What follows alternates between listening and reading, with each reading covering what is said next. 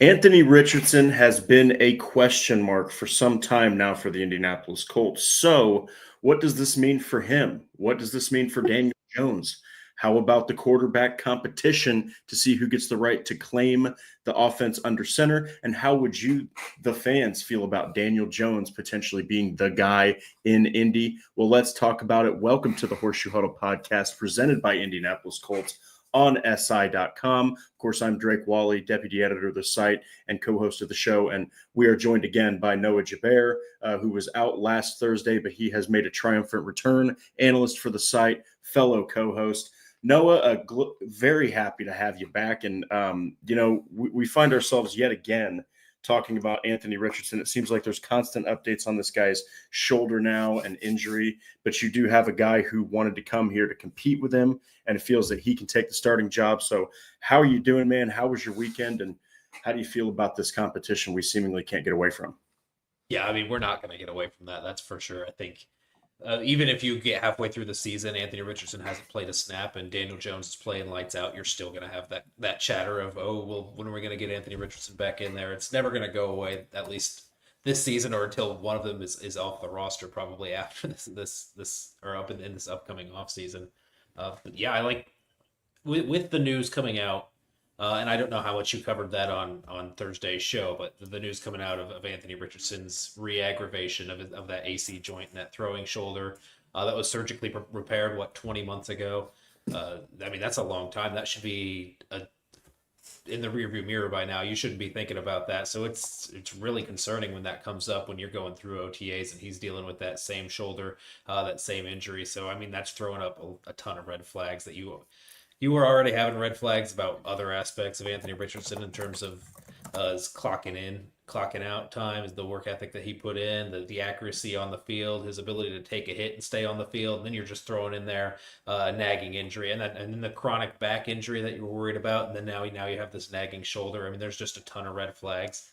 So just coming out with this, I thought it was a good time to just talk about Daniel Jones, right? And just maybe be on the more optimistic side of things and just kind of go into this episode considering the fact that it's possible, we don't know how likely it is, but it is possible that Daniel Jones does play really well and earn himself the starting gig going forward with the Indianapolis Colts beyond this season. And just kind of discuss what that would look like for the Colts and how they would be able to proceed there. What that would mean for other people on the roster, Anthony Richardson, other people on the staff. And on all that. I mean, there's going to be a ton of variables going into it when you upheave your franchise quarterback position and you have the guy that you pick fourth overall and he doesn't end up working out and you end up going with a 1-year rental off the street and that guy becomes your guy. I mean, you're looking at some big organizational, big roster changes if that's the path that it ends up taking. Yeah, and this is a guy that, has ability. He's not some, I would even dare say, I mean, it's like I've told you, Noah, and on this show, I've done this a bunch. I think I've even done it on Bleacher Report. I've done it probably a little too much.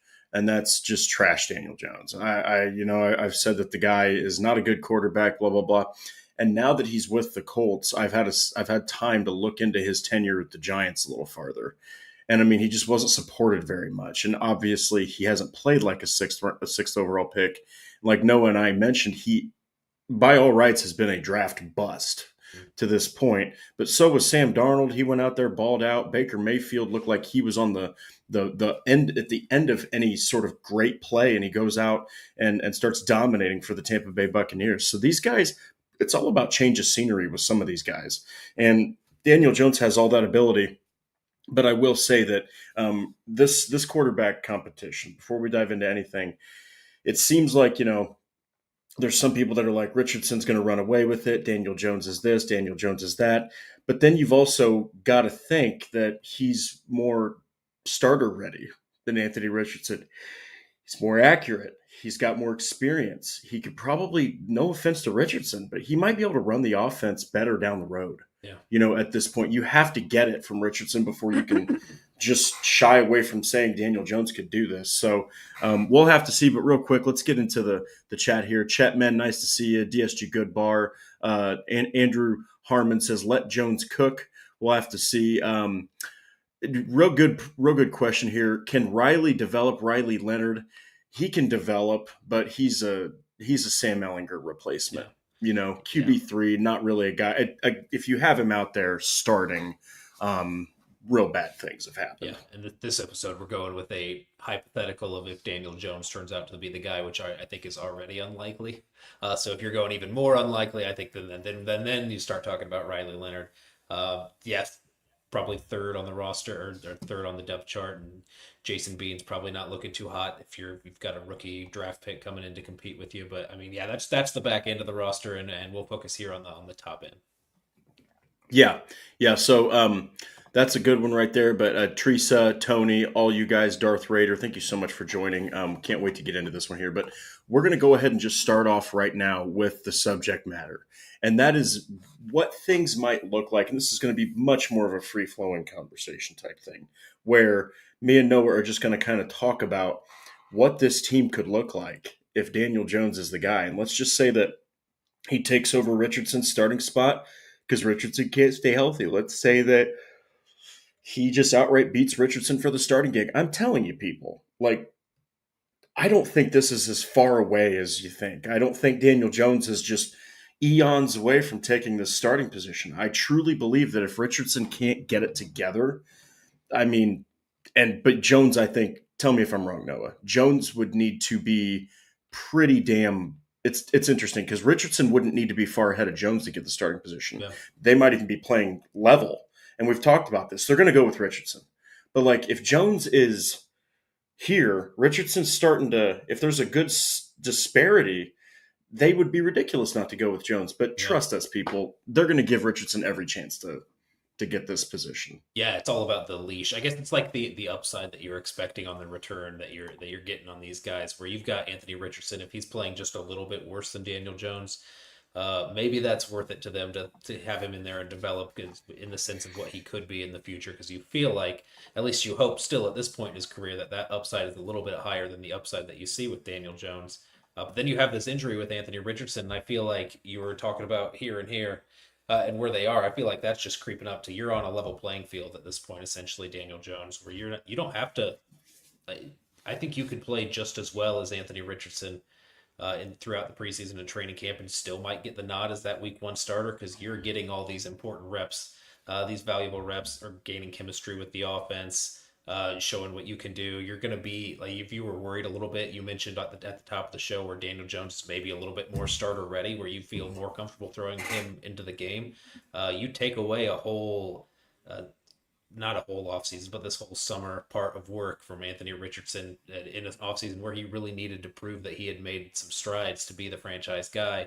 You take that away, and I think you're playing at more of an even playing field than you were before with Daniel Jones, where he's got that first opportunity, and that just makes it a little bit harder for Anthony Richardson to prove himself when you've already got these doubts about his health and you have these doubts about his accuracy. One, he's already proven the health is still going to be an issue for him going into the season, and he doesn't have because of that he doesn't have the chance to prove that the accuracy is no longer an issue. So you've only got the same doubts that you had before. Nothing's being put to bed with him, and Daniel Jones has the opportunity to go out here in this early summer work and probably the early part of training camp, and really take a hold of that position and go into week one as the starter. Yeah, and the thing is, Jones gets a really bad rap when it comes to two things, and I've kind of realized this through covering the guy a little bit more. Is the record okay? 24-44-1 as a starter. I got it. That sucks. His last two seasons, 3-13, not good. In fact, before that, he had never won more than 5 games. So you're talking about a guy who does not have a lot of success. But there's one year in particular that I got to see him play the Colts, and it was the Jeff Saturday year. Now, obviously, nothing was working. Not defensively, offensively, nothing was working that season after Reich got fired. But Daniel Jones, man, he played the Colts in 2022. I know that his stats aren't astronomical, but he was as efficient as he's ever been. Like, he looked really good in 2022. He only had 15 touchdown passes, but he had 7 rushing and had over 700 rushing yards. Like, I mean, so the guy has an ability. If the line looks good, you can operate the ground game. and you can give him opportunities to not have to throw the ball, in high risk situations, he can operate an offense and make things happen. Now, the big question for him is, can he operate the pocket well? Can he make better decisions? Another area he gets really ramped up in is his turnovers. Now, the thing is, he threw 12 interceptions, 10 picks. He's thrown 47 in 69 starts. And of course, what's really ugly are the fumbles, but put into a little bit more context, as I was actually told. There was a fan who kind of corrected me on one of my articles. I said that he was a kind of a turnover machine, and I didn't put into context that 19 of those fumbles, 50 fumbles in his career, came from his rookie year. But the thing is, the guy has been a little bit careless with the football at times. But yeah, I mean, he's got ability, he's got the poise, he's got the determination. Do you think that he looked at this situation in Indianapolis? I know he didn't have a lot, but how confident are you that Daniel Jones can potentially be the starter in week one? Yeah, I'm maybe 20% more confident than I was before after the injury news. I feel like I don't want to be someone who's overreacting to summer injuries and time off in OTAs and early training camp or whatever, but I think that in this specific situation, I think it is a big deal where you've got a guy that was already throwing up major red flags in terms of his health, multiple injuries, and then you re-aggravate one on the most important part of the body for a quarterback in his throwing shoulder. Uh, yeah, I think Daniel Jones does kind of have some of the same issues that Anthony Richardson has, in the sense of being a little bit turnover prone. You were talking about Daniel Jones fumbles. Anthony Richardson had what I think nine fumbles of his own last season, and was throwing picks as well. Uh, I mean, I think you're going to get a little bit of that volatility regardless of which guy that you're going with. I just think Daniel Jones gives you a little bit more consistency in terms of that short and intermediate game. So you're not chucking long balls as your only form of offense, right? Where you've got Alec Pierce running deep and you're just throwing it up to him and hoping that you come up with something to make up for all those first and second downs where you were unable to get any yardage on there. So yeah, hopefully that just puts the offense in a better position in terms of staying ahead of the chains and getting third and manageables. The third downs were ugly when it came to the Colts last year, and their average yards to convert were among the top of the league because they couldn't get that going. And then you have the run game, I think, is something that both of these guys are going to lean on. So you've got a little bit of weight taken off of Daniel Jones also, so you're not going to see him put in the same situations as he had been in the past, where he was expected to be the guy like he was in New York because that's who they drafted him to be. The Colts didn't necessarily draft him to be that, so all those expectations aren't on him. The offense isn't going to run through him. You just an advantageous situation for Daniel Jones and against, I guess, their teammates, but he's competing against a guy who has similar flaws as him. Yeah, and it's really interesting. I love this comment from Chet. Jones reminds me of David Carr's career. So, excuse me. So there's something I will point out about Daniel Jones. He was sacked, and I've pointed this out on the show before, but that's really interesting that you bring that up, Chet, because he was sacked 208 times in 69 starts, which equates to literally 3 sacks a game. And that throughout a quarterback's career of 6 years, you cannot put it all on him at this point. And in fact, let me see something here. Yeah, so in the last 2 seasons, he's been sacked 59 times in 16 games. So that's almost 4 a game. I mean, he definitely can get rid of the ball quicker.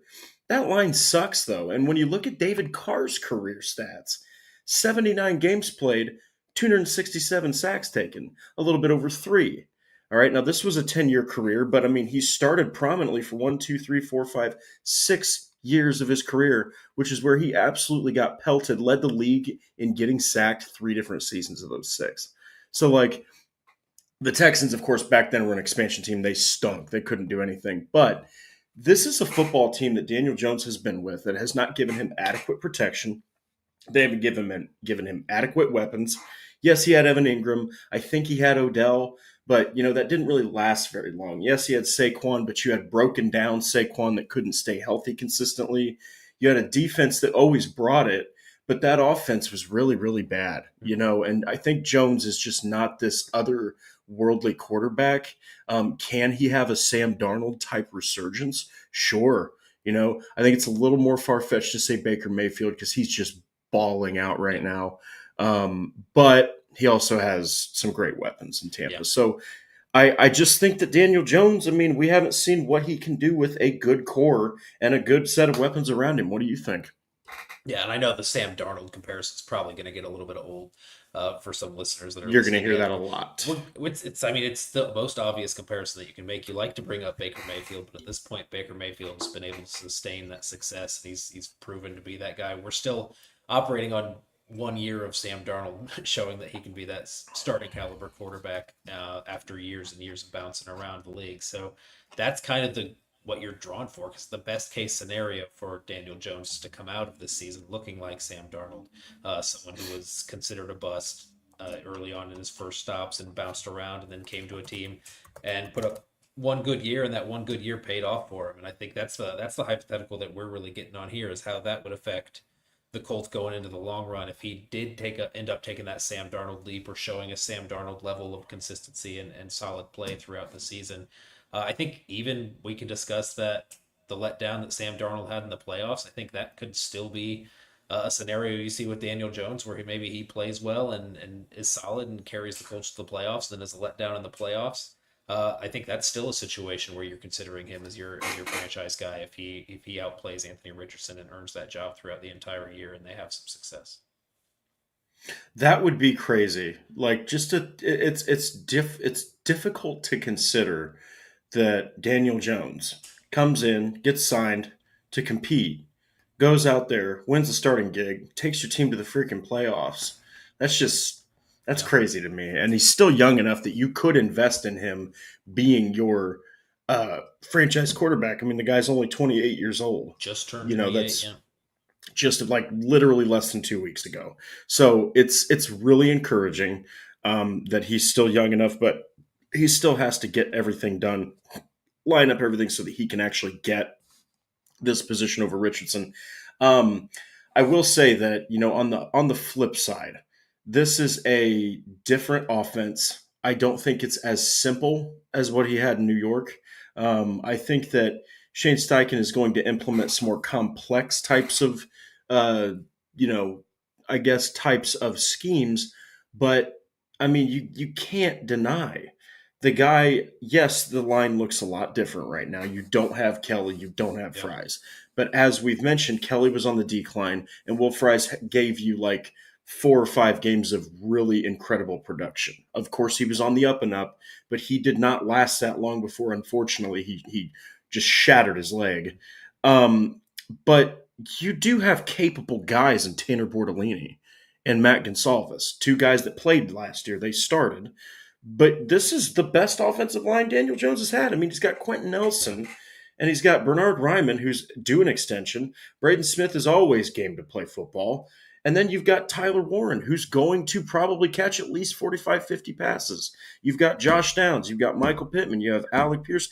And if A.D. Mitchell can put something together, that's a set of 5 people to throw to that he hasn't had. And then you've also got Jonathan Taylor. And you've got a nice little smorgasbord of running backs back there.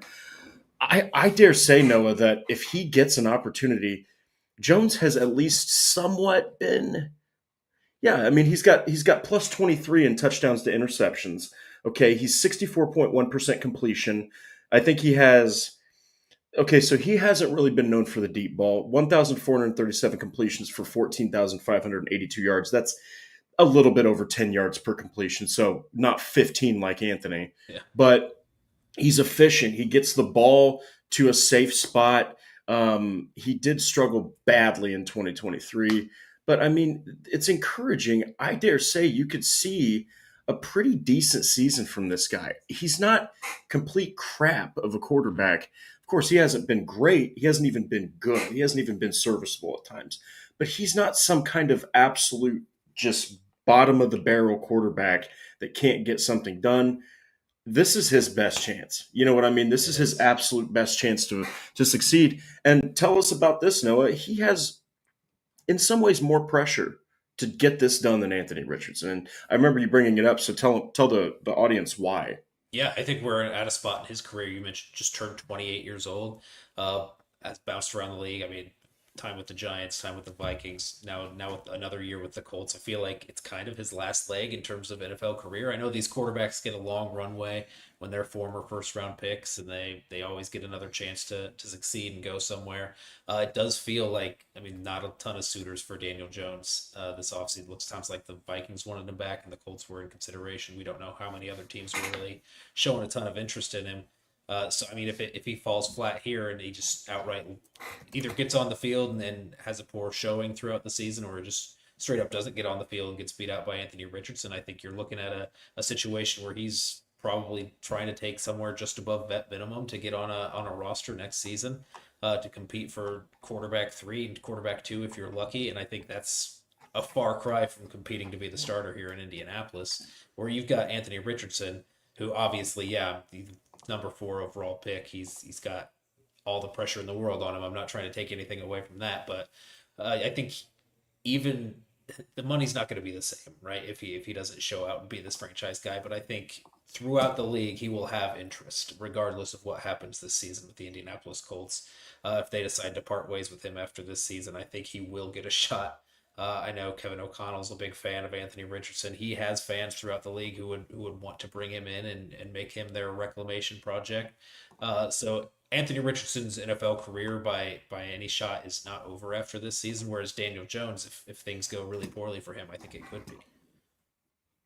Yeah, and Daniel Jones is at the end of the road. Like he's already started for 6 seasons, and he sat out again, with the Vikings. So he didn't even play, and this is his final shot because if he does go out there, and even if he does well, and still can't, let's just say Richardson erupts to a different level of play, right? Jones plays better than he ever has, but Richardson just erupts and gets past Jones. You're looking at I think a backup career for Daniel Jones. I just don't see a team out there that's going to say, hey, sub 30-year-old guy, the most touchdowns he ever threw in his rookie season, when they went 3-9, that's still a career high for him at 24. And so he hasn't even been able to eclipse that. Now, if he doesn't get it done, he is going to probably be that career backup. Whereas, like Noah said, Richardson, he's going to have opportunities just for no other reason because of his freakish athleticism. There's Mhm. something there that if you tap into that and you get him to line things up, and the Colts couldn't do it, there's going to be other teams that think they can. And so we'll have to see. But I think Daniel Jones could become a really serviceable starter, franchise quarterback that could start to be an honor given to him Yeah. if he gets this team to the playoffs. But what do you think he would have to do? Like, what do you think are the bare minimums that, let's say that he starts week 1, starts all 17 games? What's the bare minimum that he has to accomplish to be called a franchise quarterback, or at least be given the reins to try to become Yeah. that? Yeah, I think that's going to be a little bit different depending on who you're talking to. If you're talking to a Colts, like the average Colts fan, I think their expectations would be a little bit higher before they're willing to turn the reins over to a guy like Daniel Jones who hasn't had that success. And still, still with Anthony Richardson on the roster, you're going to have people clamoring for him just because the potential is always going to be there. But in terms of, Colts brass. Depending on what happens this season, whether it's Chris Ballard, whether it's Shane Steichen, Daniel Jones was a guy they chose also, right? Anthony Richardson was the number 4 overall pick, yeah, but Daniel Jones was also a guy that they handpicked out of free agency to be a possible contender for the position. So that's somebody they're also a little, at least somewhat invested in. I know it's a 1-year contract; they can walk away whenever. But as much as their hands are on Anthony Richardson as a piece that they wanted to sculpt, their hands are now on Daniel Jones as a guy that they brought in as an insurance plan. So they're just as invested as him working out as they are with Anthony Richardson. Yeah, we'll have to see how this plays out because it's so exciting, but it's also pretty sad that the Colts had to do this because they trust me when they drafted Anthony Richardson, the last thing that was on their mind is in a couple years, they're going to have to bring it. It's just like that relationship that your friends or like that one of your friends has where you're like this is going to be good for them, and in a couple of years you just could never have seen it stopping. I could never have told you Daniel Jones in 2025 was going to be a quarterback for the Indianapolis Colts, competing with Anthony Richardson. So he has a good shot, though. I mean, he really does. He's got a really good shot, and I think it's closer than some people think until we hear about Anthony Richardson. But now we're going to go ahead and move on to the future of one Anthony Richardson. So if Daniel Jones ends up winning this position, if he ends up, putting everything together, gets this team to the playoffs, the Colts turn over the reins to him. What does this mean for Anthony Richardson's future? I think the first question, Noah, is what does next year look like for Richardson? Yeah, that's a difficult question to answer, right? Unless they come out this year, Daniel Jones lights it up, Anthony Richardson's his biggest fan and supporter, and they're best friends on and off the field. I don't think then that it's really that likely that they would have Anthony Richardson on the roster if they decide to go with Daniel Jones for the future. Uh, so yeah, if we're talking about this hypothetical where Daniel Jones becomes the franchise guy, I think it'd be nice to have a guy like Anthony Richardson as your backup, who's someone who can come in and make some game-changing plays in the run game or whatever.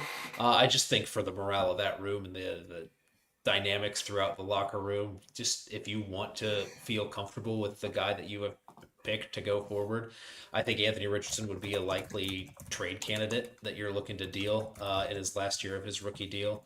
I feel like egos are always so big in the quarterback locker room. And yeah, I mean, you can talk about how these guys are professionals and they just need to suck it up and be teammates and play whatever role that the team asks them to play. But when you've got a number 4 overall pick who, by all accounts, all of his teammates have loved and supported, I mean, it's going to be really hard for a guy to really clear the air and establish himself as the guy in that room and the guy in the locker room and for the franchise when you've got that guy breathing down your neck who was a number 4 overall pick who might look at things a little bit bitterly. So and he would have suitors throughout the league as a trade target. I don't think the capital would be very much if you're talking about a year where Daniel Jones beats you out and you've had 2 disappointing seasons before that. It wouldn't probably be stellar draft capital that you're getting back for Anthony Richardson. Maybe it's something like a 4th or a 5th that you're getting back, maybe even lower than that, depending on what goes on throughout the season. So I think that's just somebody you just kind of have to take your lumps at that situation where you're Chris Ballard and you're Shane Steichen and this number 4 overall pick didn't work out, but hey, you got lucky in the insurance plan that you brought in. You finally found something that's at least serviceable and somebody that you're willing to run with. I think the best thing for the team in that situation would be to cut Anthony Richardson loose and explore some other opportunities for him throughout the league. Yeah, I mean, the thing is, I'm reading Kevin Bowen's update here. He sustained an injury in his throwing shoulder, the same age AC joint as the previous injury, and it's aggravation. Now, it might be aggravation, but, there's almost no real timetable. He's going to be back at some point during training camp. Yeah. That is not good. It's just not good to hear that kind of an update from, a guy that, not from a guy, but like, from Bowen's update there and from what Steichen told the media, I mean, you're talking about a shoulder injury on your throwing shoulder. Yeah. No quarterback wants that. When it's an AC joint sprain and you're out for 12 games, no, 13 games because of it, and you have to go into the next season rehabbing it, that's the same one you aggravated. That's really, really bad. And so it's just really starting to show that you're hoping that Richardson's injuries aren't going to be these really critical ones, like concussions, getting a tendency to have concussions, or like with the throwing shoulder, having soreness is fine, but it's different when you had something. I believe he had surgery on it, so it's like you're looking at something that he actually had reinforced, so it would be stronger. And he's having aggravations. I do think that if Daniel Jones does start, there are offenses out there that can absolutely favor Richardson. You would think that the Colts offense would be perfect for him because of Steichen's game plan. It fits Richardson's skills. I mean, they literally are married at the hip. And because of Jonathan Taylor's ability. And you have a good running back room there with Herbert and Giddens. You can do some things there. And the weapons are all right there for Richardson. So if he hypothetically does win the starting position, comes back from injury looking like $1 million, there is literally zero excuses anymore. Yeah. Like he can't go out there and suck anymore. They've given him everything you can. And so Do you think that there is a team, though, that right now could use Anthony Richardson? And if so, who's that team do you think that he might be a hypothetical fit for? Let's say Jones just balls out, they decide to trade Richardson. Who do you think would come knocking with a deal? Uh, I mean, trading is rough. I feel like even if you're not getting those trade offers, and it's something that you just can't have him in the building if Daniel Jones is your starter going forward. So then you'd release him, then he'd get a pick from whatever. But I think yeah, I mentioned Kevin O'Connell. The Vikings I think would be super interested in him. That they do have the J.J. McCarthy thing going on. There's I feel like every team would like him as a backup or a potential backup. Uh, Coming to that spot where you're talking about a potential starter or competing for a starting job, it's going to be those other teams that are quarterback needy and have been quarterback needy for a while. I talked about the Browns. I mean, there's I mean, it'll depend a lot, but I think the ironic thing about his opportunities elsewhere will be mostly as a kind of a spot guy or a backup guy, where I think the Colts would probably benefit the most from having him there in that role, but just somebody you can't carry on the roster with the history and the baggage that goes with it. Yeah, it would really it'd be difficult separation because I think that this just continues the QB carousel. That's the big thing. Is it just continues going on? You really were hoping this was all over and done with when you had Richardson. Just so we've got Saints, Steelers backing up Lamar in Baltimore. Yeah, That's interesting. The Raiders, that is interesting. You mentioned that, Patrick, because when Pete Carroll was the coach of the Seahawks, he had mentioned that they had some interest in Anthony Richardson. mhm. So I mean that's really good. Um, and then there was somebody that said, enough with the AR project talk. It's really not necessarily project talk. It's that he's no longer he can't be a project Yeah, anymore. He can't be. He's going into year three. I don't care if he's 21 and he's been playing since he was 19 in the NFL.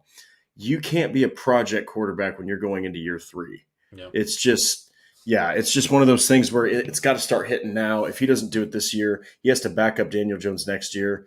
It might be the end of his time with the Indianapolis Colts. So this next one's really, really interesting. What do we think the potential new contract of Daniel Jones could be? Now, fun fact: Daniel Jones's last massive. For those that are out of the know, he is currently on a 1 year, $14 million contract with Yep. incentives. But what do you think it would look like? Because while I pull this up, I'll let you kind of elaborate on that. This man was given. In fact, it's loading right now. Okay, yeah. So he was given before that a 4 year, $160 Yeah, million contract. After that good, not great, yeah, but good 2022 season, um, absolutely insane money. 181 million was guaranteed at signing. A total of $92 million of that was guaranteed. Terrible contract by the yeah. Giants. Nothing new there. What did you think of what happened to him after that contract? And let's say he balls out, gets the Colts to the playoffs. What do you personally think one would look like? And then I'll respond because I can tell you it's probably not going to look like that. Yeah, so I mean that contract I think put him in a tough situation where he was already just kind of a run of the mill guy. It wasn't people weren't pinning their hopes on him to be the standout guy that would carry a team, but he kind of got paid like that, and thusly Yes. the expectations rose among fans, among the front office. So it was always going to be hard for him to like take that leap and live up to that, even if he had. If his play hadn't dropped off like it had and he just continued to play like he was for his first few seasons, I still think there would have been some outrage in New York and some fallout would have happened and he would have had to move on just because of that contract. Honestly, I mean, looking at it now, what's that? That's around 40 million average per year, which is seemingly about the going rate for these second stint guys that aren't your top 10 guys. Like Sam Darnold, I think is making around 35 average per year. If I'm not 100% sure. Uh, yeah, I mean his cap numbers around 35 per year. So I mean, him getting that contract again would be would be kind of the circle of life coming back to the same contract that he people say he didn't earn, he didn't live up to. Maybe getting a go on a contract similar to that, you'd probably see something a little bit smaller because he would only be working on that 1 year of real success if he does have it here in Indianapolis. So I'd say something around that 3 years, maybe 33 million a year, which is a hefty chunk of change, but it does seem to be the going rate for these second shot guys. Yeah, and what Patrick mentioned there, 2 years, 28 million a year, 56 million total. That would be a bargain. I think if he goes out there, like you said, if he leads to the first round exit but top 15 play, it could be 2 years, Yeah, 56 million. If he does that, I think it's like 2 years, 66 million. I just this is a team that I think would value the crap out of that yeah, because they've been starved for playoff football. yeah, If he, God forbid, wins the AFC South and you get to the playoffs, that becomes even more realistic because that's something hilariously the Colts haven't done since yeah, 2014. Andrew Luck was in his third season the last time the Colts took the AFC South, and it's now very wide open. Of course, now the Texans have Nick Chubb, which is just seemingly unfair. yeah. But yes, I do like where we're at with the contract talk there. And you would just hope that you're getting the best Daniel Jones that you Yeah. just Yeah. got. I think that's the risk that you're going to have to take with a guy who's only really shown one solid year of production, if that's what he ends up doing here in Indy.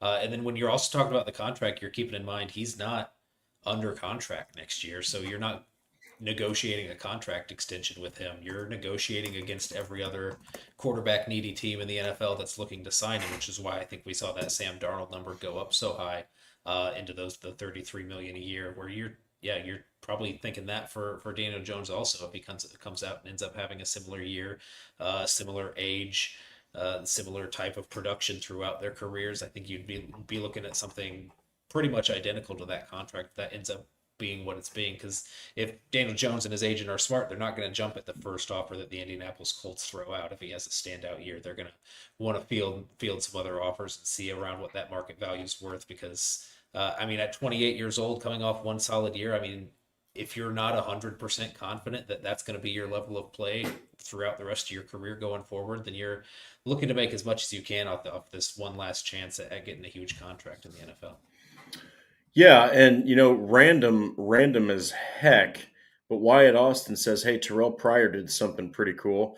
Yeah, it started off as a quarterback, wasn't good, and then somehow, some way, goes to the Browns as a freaking wide receiver and has over 1,000 yards. So I do like that random factoid. If nobody knows who Terrell Pryor is, go search him. He's got Is the he weirdest NFL career. is he foreshadowing an Anthony Richardson position switch? Is that what he's Oh doing? my god, AR is going to be a freaking tight end. Yeah, If he's anything, he's too big. That dude's going to be a tight end. I think he'd be a nasty, nasty tight end. But yeah, I mean, we'll have to see. I think that Jones has a lot to live up to. If he earns that contract, then hey, why bicker? If he's actually able to get this team to the playoffs. Truett, thank you so much for the super chat. I'm good with Jones. Hey, you know what? I think that people are losing faith in AR. Don't lose faith in him just yet. This is just a scenario episode. The hope, people, please don't forget this. This team has been on the carousel yeah, since 2019 when they had to turn to Jacoby Brissett with 2 weeks before the season started. They had no choice. And it seems like it's just been this never ending thing. You hope Anthony Richardson, we on the show hope Anthony Richardson is a guy that can make this happen. I'm not saying we don't want Daniel Jones to lead the team. If that's the way yeah, it rolls out, that's just the way the cards fall. But I mean, Anthony Richardson, he's more of a fit for this offense. He's got more that he can do. It's just what he hasn't been able to do, which seemingly is the easier stuff. So, yeah, I personally, I don't know about you, Noah.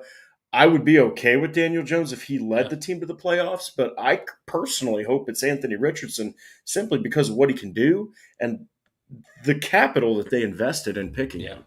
And yeah, and just selfishly as a fan, I think it's a little bit a fan of football, a fan of fun football. I think he's just more fun to watch than Daniel Jones is. Yes. Yeah. The quarterback running game and things like that aren't off the table when you have Daniel Jones as a starter. He can operate and do those things, but just fun to watch an explosive athlete be an explosive athlete. So yeah, you want to see Anthony Richardson be fully healthy and take the reins on that job. But yeah, exploring the hypotheticals, I think just really by all means, Colts fans just want to get off the quarterback carousel ride, and whoever that happens to be that they takes them off the ride, I think that arms will be open for them.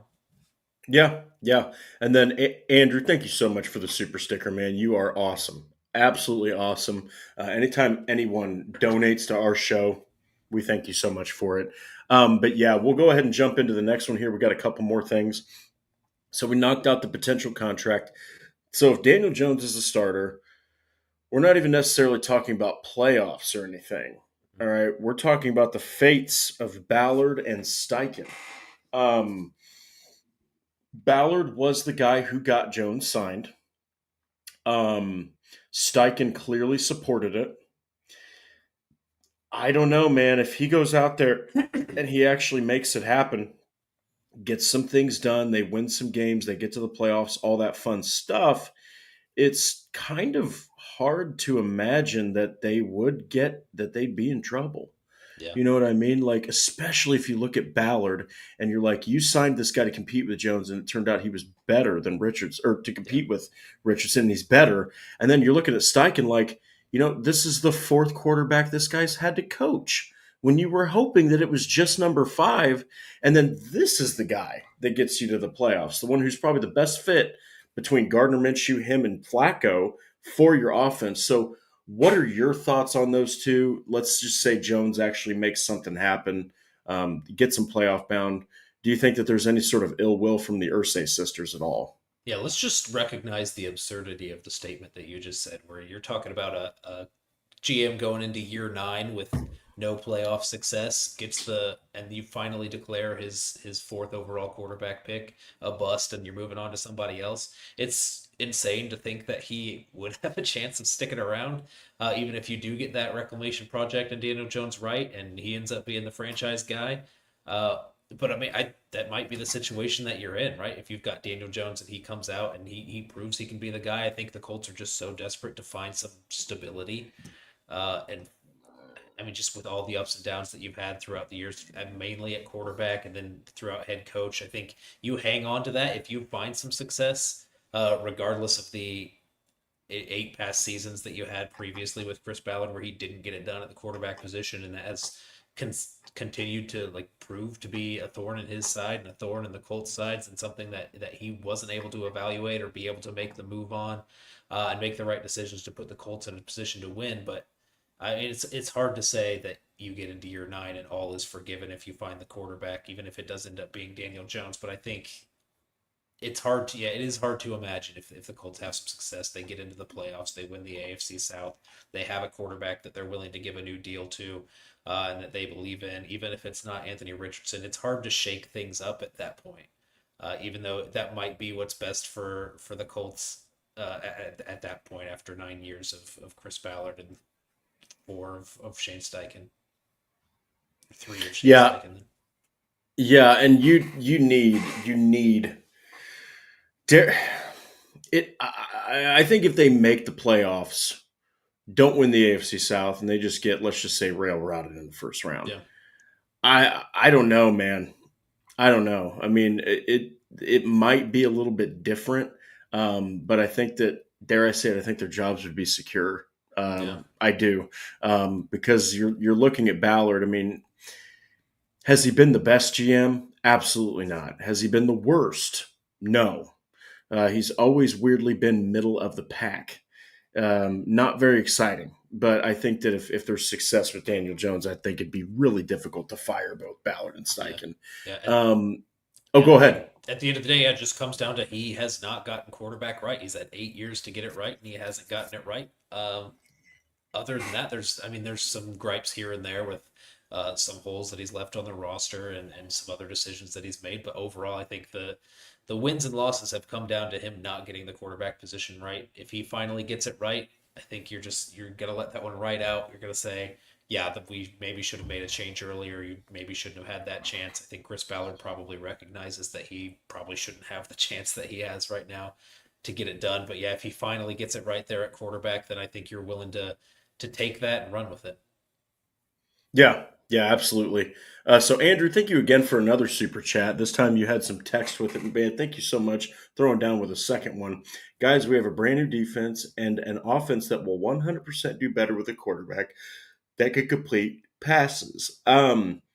Yes, I think that you're more onto something with the second statement than the first. It's a new defense, and it is brand new. Yeah. And the thing about Anarumo, he's a wizard. He's got all sorts of tricks up his sleeves. He's been known as the Mahomes killer because when he was with Cincinnati, I mean, some of Patrick Mahomes' worst games were against Lou Anarumo. He just really had a lot of problems figuring out his defensive scheme. But um, I mean, that's the kind of defense that is going to be really complex for the younger guys. We'll have to see how they adjust. But as far as the offense, I do think so. I mean, Noah mentioned this on an episode that you've got Tyler Warren is your safety blanket, your short yard, your guy who can stretch the middle of the field. You've got Josh Downs, who's your quick win guy. He can also hit those intermediate routes, and he's shown he's got deep ball prowess too. You've got Michael Pittman, who is a guy that is a possession receiver. He's going to strong arm some of these weaker defensive backs, and he's going to haul in 8 or 9 passes in a game. And then you've got Alec Pierce, who is, in my humble opinion, literally the most deadly deep threat in the NFL. Like when you can catch 37 passes and have 800 some odd yards and 32 of those 37 passes that you catch are first downs, you're a deep threat and you're elite. And then if AD Mitchell can do anything, he's an incredible route runner that literally has burner speed that can separate the crap out of, between him and the defensive back. So yes, I think if you have a quarterback that's more accurate, that's where Daniel Jones has an advantage right now. Like right now, until Richardson shows that accuracy, Daniel Jones is the more accurate and capable to run an offense quarterback right now. Now, is Yeah. he the ceiling? No. I think Richardson can accomplish more, but it's just a matter of if he can actually become more accurate. Yeah, yeah, and he has this opportunity to show it. Anthony Richardson may very well have improved his mechanics. He may be more accurate of a quarterback, more complete of a passer. He may be more comfortable in the pocket, more comfortable with the playbook, and able to settle down and hit those short throws. But the reality is he can't show that right now because he's out with the shoulder injury, and Daniel Jones is taking all those reps. So, yeah, I mean, when it comes down to it, yeah, the offense could be better with the quarterback that can complete more passes. The Colts just don't know if they have that at this point or not. Yeah, and we'll get to another one here from Paul Wilson. How much is this really on? How much of this is really on Shane? I don't see this being his fault. He made Minshew have one of the best years of his career. I don't think there's a lot of people that are saying that there's anything to do with Yeah, Shane Steichen. Like Steichen has done okay. Like last season, yeah, there were some games where he was having Richardson throw a little bit too much of those deep balls. Yeah, there were some games where he had Richardson just throwing too much, not running the ball early enough. He felt that Richardson could do those things though. yeah, Like he thought Richardson was ready to go, and Richardson, from what he showed, as opposed to what he put on the field, I think Steichen was probably, I mean, he's a very calm guy. He's never going to be the guy that's going to get shook by anything. I bet you a dime to a donut in the back of his head, he's saying, what the hell is going on? Like, how is this not better than what we thought it would be? And so he's definitely an offensive operator that's going to get the best out of his quarterback. I truly believe that because even Flacco did an okay job of operating that yeah, offense. And when Richardson did have things lining up, like against the Patriots in that game-winning drive, like against the Jets when he had the best game of his career in the NFL, um, you could see it. You could see the scheme working. But yeah, I don't think any of this is. I think some of it's on Shane, but by some I mean like a very small percentage. yeah. Yeah, I think so. Maybe it's bigger internally than we think it is. Maybe Shane was a guy that was really pushing for Anthony Richardson internally, and I mean, if that ends up not working out and Anthony Richardson's not the guy, then I think Shane Steichen will shoulder just as much blame on that as Chris Ballard will. Uh, Also, just a fan of if you have to tear it down, tear it all down, and don't tear down just pieces. So I do think, at least in my eyes, he would be tied to Chris Ballard's fate there. So if something does go wrong, I think you just wipe it clean for both of them, and you just start over at both positions, trying to make hire the GM first, help have the new GM come in and hire a new head coach, whether that's Shane or another guy that he decides to go with. But yeah, I don't think you give Shane Steichen a pass and make Chris Ballard the fall guy for Anthony Richardson. I think if that blows up and Daniel Jones isn't the insurance policy that they hope, and things just go south, I think that the blame's pretty much on everybody at that point. Yeah, absolutely. And the entire organization should be to blame, not Mhm. just Shane Steichen. I think No. that everybody was all in on AR. So, but then we got Patrick Rye with a massive $20 super chat, the CFO, the chief financial officer of the Horseshoe Huddle podcast, showing why. It'll be interesting to see how the ladies run this team versus their dad. Wonder if they'll be less loyal to guys like Ballard down or on down years and just do complete reset like the Commanders after their ownership change. We'll see. I would say that the Commanders and their ownership change was hilariously disgusting. I mean, they get rid of Dan Schneider and right away they damn near make the Super Bowl, have the Rookie of the Year, and almost do it with a rookie at quarterback. So I think that was clearly a good choice by the Commanders. But we will see because we've talked about a good example is hey, Juju Brent's this, Juju Brent's that. Luana Rumo didn't have any ties to Juju No. Brents. I mean, the Ursay sisters, they have ties to Chris Ballard. Yeah. They didn't hire him.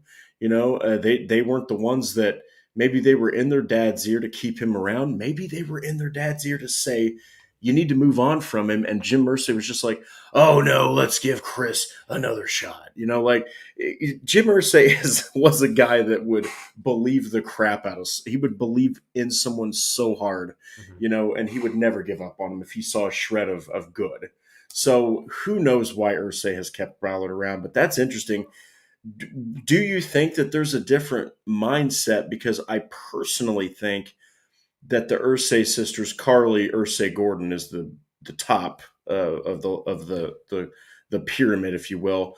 But do you think that they're going to change much? Because I honestly think they might be a little bit more strict, but I think they're probably going to take some of what their dad did and just translate it right on over. Yeah, I think you're kind of hitting the nail on the head there. It's not going to be the exact same, obviously. And the Colts were in such a weird time with Jim Irsay's health the past few years, and what they were willing to do and what they weren't willing to do. I'll just start there with the Commanders reset. You're not going to see the drastic changes most likely that you saw with the Commanders reset. The ownership from the Commanders was not involved with the Commanders at all, completely outside. Came into the building and made their changes. Well, the Ursay sisters, Carly's been in there, been on the sidelines, been handling the business side of things for probably the better part of the last decade, and has been constantly learning and being involved in the organization. So her fingerprints are very much on this team and on this organization and on the staff that's been selected. Uh, but yeah, I mean, if it was me coming into a situation, a team that's had very little success in the past, I mean, yeah, I'd have my finger on the button ready to blow the thing up if things didn't turn around right away. And because you do have that power at this point to make the change, and you just you're going to be reflected on by how the team performs now more so than you were before, because you're the main one that people are answering to at this point. So yeah, while I think they're probably invested in a guy like Chris Ballard, I think yeah, their finger should be on that button ready to blow it up if things go south. uh yeah. Yeah, and the thing is, you can only continue with mediocrity for so long in a league where we've said this a bunch. GMs don't get the leash that Chris Ballard Yeah. has had. Okay, I mean he's been with. If he gets through this season, goes on to 2026, he will have been with the Colts. He will be going into his 10th season with this Mhm. football team. Unheard of when you've made the playoffs. Hopefully, at that point, Yeah. your third time. You know, Yeah. Yeah. And GM searches, I think, especially for the Colts, are so exhaustive.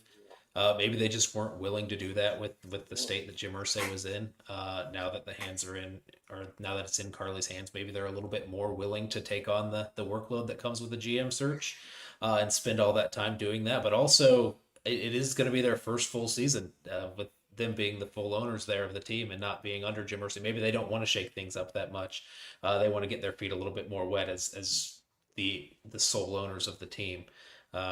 So maybe they want to ease into it a little bit more. I think it's, yeah, like Patrick said in the comment, they're going to be interesting to see. I think there's really not going to be any way to tell until we see start things to start shake up in this off season or next off season. Yeah. Yeah, and Andrew, thank you so much for the super chat, man. We're so honored that we're your first listen, and we're always here to throw down analytics. And then, of course, Andrew again, Drake Wally 2028. Hey, bud, this would be a very football-y. There'd be a lot of football policies, going into the United States of America. Or if you're saying that I should be the owner, I'll have to consult the Ursay sisters. They might not let me become the owner, but we'll see. What are you doing Or with the maybe kickoff? what's that? I said, what are you doing with the kickoff? You're in charge now. Oh my God, man, that's you're putting me a little too much on the spot. I'll have to get back to you on that Tush because the push. kickoff, We got a the lot of hot the button issues you got to decide Hey on here. man, give me the tush push. I can't believe the Colts are one of those freaking namby-pamby teams that voted against Yeah. it. Come on, Steichen's even used it in his own game with the Colts, just didn't succeed at it. But anyway, but that's beside the point. But yeah, so what we'll do is we're going to get right into the Colts news and rumors here. We only have a couple minutes left, and my laptop is on 26% power, so we are good. But yeah, we're just going to go ahead and start with. The Colts ownership. So that was obviously announced. Now, I think that we knew this was going to happen, but what are your thoughts on it being given to the Ursay sisters? I don't think there was any other Yeah. type of way this was going to be that this was going to be laid out. Now, the way that it was announced is that Carly Ursay Gordon's going to take over. Now, obviously, Casey Foyt, Kalen Jackson, they're going to have like PR, marketing, and co-ownership roles with the Yeah. team. But it's really good that every single sister of Jim's is involved in this, and there is a hierarchy. But man, each one of these women, they're fully capable to do this. They're fully qualified, and they're fully successful up to this point in what they've done, and they've been involved in this for years. They've been Yeah. close to Jim Irsay. Yeah. The Colts and Colts fans, I think, are super fortunate that the plan was laid out so well and so well in advance, and it was working up to this point. It came obviously a lot sooner than people were anticipating it being, but you could very much see that this transition was being planned for. And the time came and it happened exactly as you would have expected it to happen. I think you should have full confidence in somebody who grew up in the Colts organization and spent the better part of the decade running the Colts organization, has been on the sidelines the last 4 or 5 years or however long. DeForest Buckner said she's jumping into D-line meetings. She's very very involved. You've got somebody who knows the business inside and out, knows the team inside and out. I have no worries about or no trepidation about the new ownership and how things are going to shake out there. Just because the succession plan was laid out so far in advance and everyone was given so much time to prepare. Yeah, I think you're lucky in terms of being Colts fans that the organization's being passed on to family members and children who are interested in the team and interested in the city and want to keep it here and want to build the success instead of some rich heirs that inherit a team and are just looking to sell that off because they got new asset. They're not interested in being a part of it. These are, I mean, all three of them have been super involved in the Colts organization for their entire lives. So I feel fortunate as a Colts fan that this is the transition that's come to pass here. Yeah, it's a really good one. At the end of the day, this is as good of a transition as Colts fans could have possibly hoped for. I mean, you want some successors that are going to carry on a guy like Jim Irsay's philosophy. Maybe not as lenient as Irsay was sometimes with his front office people, but he had an incredible way of doing things. And guess what? The team's not going anywhere. They're staying in Indianapolis. So this one right here, this can just transition into our next one. Patrick Rye, yet again, over under 2 weeks until Jermaine Pratt signing. Jermaine Pratt worked with Lou Anarumo for, all 6 seasons that he was there in Cincinnati. Of course, he was incredibly productive. Good God. Now, take a look at this. 76 tackles, 89 tackles, 91 tackles, 99 tackles, 118 and 143. All he's done is get better. He's He's had as many as 10 passes defensed in a season. He had 2 picks in all three of his last seasons. I mean, this is a guy that's highly productive. Patrick, I'd give it under 2 weeks. I really would. I think this is something we've been talking about on this show, on our channel, on our site. Our analysts have been writing about it. I've wrote about it. This just makes too much damn sense. And I think that Lou Anarumo is probably saying we need to get Jermaine Pratt. It would solve what you don't have at linebacker, and you're also getting a starter level linebacker that knows Anarumo's scheme. All you got to do, put him right in there. Yeah. Yeah, I did. This is we've talked about this with a number of guys throughout the offseason where like a trade maybe is unlikely, but if they get released and are on the open market, the Colts are very much going to be interested in make a play.